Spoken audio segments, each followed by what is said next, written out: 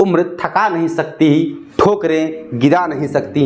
उम्र थका नहीं सकती, ठोकरें गिरा नहीं सकती। अगर जिद हो जीतने की तो हार भी हरा नहीं सकती। दोस्तों नमस्कार, मैं हूं नितेश राठौर, फिर से एक मोटिवेशनल स्टोरी आपके लिए लेकर के आया हुआ हूं। जैसा कि आप जानते हैं, मैं हर दिन एक इंटरेस्टिंग मोटिवेशनल स्टोरी लेकर के आता रहता हूं। तो दोस्तों, स्टोरी को शुरू करने से पहले यदि आप लोग हमारे चैनल पर नए हैं और आपने हमारे चैनल को अभी तक सब्सक्राइब नहीं किया है तो आप लोग हमारे चैनल को ज़रूर सब्सक्राइब कर लीजिएगा।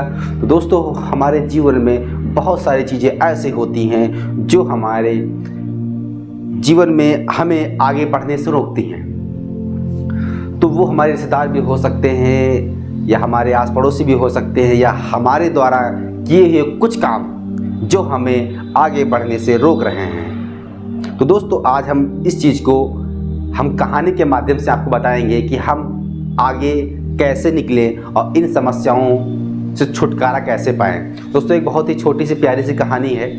एक ऋषि अपने शिष्य के साथ जंगल से गुजर रहे थे। गुजरते गुजरते काफ़ी शाम हो गई। जब शाम हो गई तो उनके शिष्य ने कहा, गुरुजी, क्यों ना यहीं एक पास के गांव में आराम कर लिया जाए, क्योंकि रात तो बहुत हो चुकी है, हमें अपने आश्रम पहुंचने में बहुत रात हो जाएगी। तो गुरुजी ने कहा, चलो ठीक है, देख लेते हैं, यहीं विश्राम कर लेते हैं रात में। तो गुरुजी और शिष्य उस गांव की तरफ चल दिए और पहुंचते पहुंचते एक व्यक्ति के घर पहुंचे और उन्होंने दरवाजे को नॉक किया। जो नॉक किया तो वहां से एक बहुत ही गरीब व्यक्ति बाहर निकल के आया और उस गरीब व्यक्ति से ऋषि ने कहा, बेटा, काफ़ी शाम हो गई है, मुझे अपने आश्रम जाना है। आश्रम यहाँ से काफ़ी दूर है, यदि मैं जाऊँगा भी तो काफ़ी रात हो जाएगी और जंगल है, जंगल में जंगली जानवर भी होते हैं, हमको उनका शिकार भी बनना पड़ सकता है। तो उस महान व्यक्ति ने कहा, गरीब व्यक्ति ने कहा कि हे गुरुदेव, फिर आप यहीं विश्राम कर लीजिए। तो गुरुजी ने कहा, ठीक है, मैं आज रात्रि में यहीं विश्राम कर लेता हूँ। फिर गुरुजी और उनके शिष्य जो है रात्रि में वहीं विश्राम करने लगते हैं और उस आदमी से पूछते हैं कि आपका जीवन यापन कैसे चलता है। तो वो व्यक्ति कहता है, गुरुदेव, हमारे पास एक भैंस है, उसी से हमारा जीवन यापन चलता है। तो गुरुजी पूछते तो पापा, खेती बाड़ी नहीं है क्या?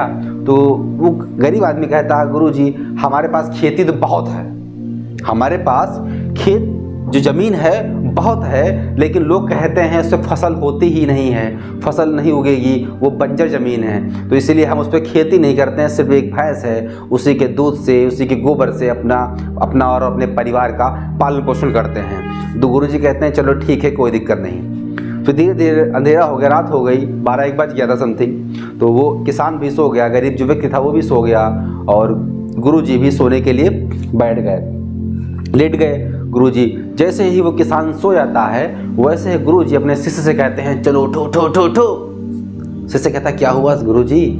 कहता, एक काम करो, इसकी जो भैंस है उसको लेकर निकल लो रात में ही। कहता, अरे गुरुजी, ये तो गलत है, ये चोरी है, जिसने हमको शरण दी हम जो है चोरी करेंगे उसके यहाँ। गुरुजी कहते, मेरी बात सुनो, जितना मैं कह रहा हूँ उतना करो। फिर क्या होता है, शिष्य और गुरु दोनों मिलकर उसकी भैंसिया को चोरी कर लेते हैं, उसकी भैंस को चोरी कर लेते हैं, जिसका उसका जीवन यापन चल रहा था। दोस्तों, वो रात को भैंस लेकर के निकल लेते हैं। फिर धीरे धीरे सुबह उठता है किसान है तो देखता कि अरे मेरी भैंस कहाँ गई, भैंस कहाँ गई, पूरे इलाके में हाहाकार मच जाता। फिर बेचारा वो बहुत हताश हो जाता है। उधर क्या होता है, जो उसका शिष्य था, गुरु का जो शिष्य था, काफ़ी समय बीत गया, फिर दोनों का कोई हालचाल ही नहीं मिला एक दूसरे को। उसका जो शिष्य था वो एक बड़ा, वो भी गुरु हो चुका था, क्योंकि सिस्टम एक होता है, छोटे से बड़ा धीरे धीरे बनता रहता। तो जो शिष्य था वो भी अब गुरु हो गया था, उसके बहुत सारे चेले थे।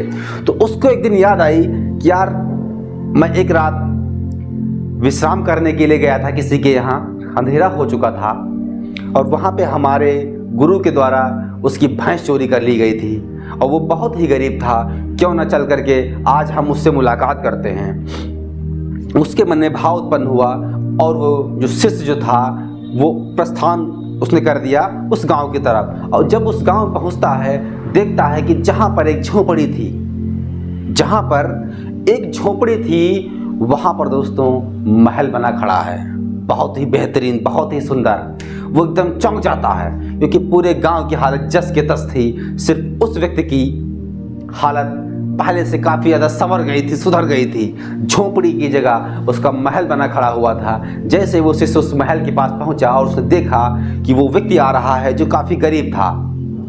उस शिष्य ने उस व्यक्ति से कहा, आपने मुझे पहचाना क्या? तो उसने बोला कि नहीं, मैंने आपको नहीं पहचाना। तो उस शिष्य ने याद दिलाया कि एक रात्रि मैं आपके यहाँ विश्राम करने के लिए आया हुआ था। मैं था और मेरे गुरुजी थे। आपकी उस रात भैंस चोरी हो गई थी। बोले हाँ, हमारी भैंस चोरी हो गई थी। तब से मैं बहुत परेशान था। लेकिन भैंस जब से चोरी हुई है तब से हमारी जो खेती थी उस पर हमने कार्य करना स्टार्ट किया और वो आज हरी भरी हो गई है। शिष्य भी कहता है चलो देखते हैं। शिष्य जब पहुंचता है उस खेत को देखने के लिए, तो दोस्तों ये वही खेत था जो बंजर था। लोगों के हिसाब से लोग कहते थे ये बंजर ज़मीन है, वो भी किसान समझता था ये बंजर ज़मीन है, इस पर कुछ नहीं होगा। जब वो शिष्य वहाँ पहुँचा उस किसान के साथ, तो वहाँ देखता है वहाँ पर काफ़ी फसल खड़ी हुई है, वहाँ पे हरे भरे पेड़ पौधे लगे हुए हैं, वहाँ पर ढेर सारे फूल लगे हुए हैं, फूलों के बगीचे हैं। दोस्तों ये वही ज़मीन थी जहाँ पर लोग कह रहे थे यहाँ पर फसल नहीं होगी। तो दोस्तों ऐसा ही हमारे जीवन में होता है। बहुत सारी चीज़ें ऐसी होती हैं जो हमारे साथ में घटनाएँ हो जाती हैं, घटना होने के बाद में हमारी ज़िंदगी संवर जाती है। दोस्तों ऐसा ही कहीं ऐसा तो नहीं आपके जीवन में भी कोई ऐसी एक भैंस है जिसकी वजह से आपकी ज़िंदगी आगे नहीं बढ़ पा रही है? दोस्तों तो कहानी का यही मतलब है कि हमारे जीवन में बहुत सारी चीज़ें ऐसी होती हैं, हमारे आसपास भी ऐसी चीज़ें होती हैं, जैसे हमारे रिश्तेदार होते हैं बहुत सारे जो हमें आगे बढ़ने से रोकते हैं, आगे बढ़ने नहीं देते हैं। हम कुछ करना चाहते हैं लेकिन लोग करने नहीं देते हैं। तो दोस्तों कहानी अच्छी लगी हो तो हमारी वीडियो को लाइक कीजिएगा, हमारे चैनल को सब्सक्राइब कीजिएगा। मिलते हैं एक नई मोटिवेशनल स्टोरी के साथ। तब तक के लिए जय हिंद, जय भारत।